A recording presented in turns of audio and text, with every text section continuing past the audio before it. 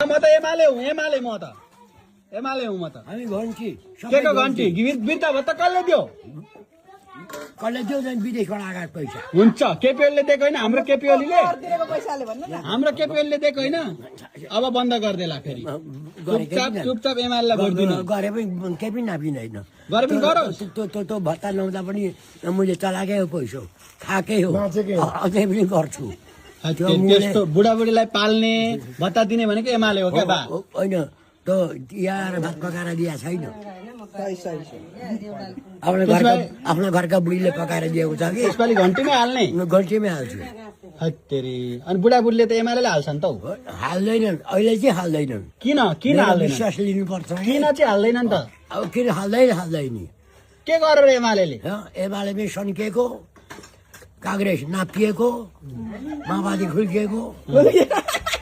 अनि अनि एमाले त झन् बुढाबुढीले भत्ता दिन्छु भन्छ राम्रो बुढाबुढीले त एमाले मन पराउँछ नि त नि पराउँथे पहिले अहिले के गरौँ किन अनि तपाईँ किन बिच्किनु भयो एमालेसँग लाखे नबुझेर हो पहिले नबुझेर केपीओलीलाई त राम्रो मान्छ नि त नि तपाईँ त बर्बाद गर्नुहुन्छ कि क्या यार गर्दिनँ केपीओलीलाई जिताउँ भनेको हामीले त जिताउँछ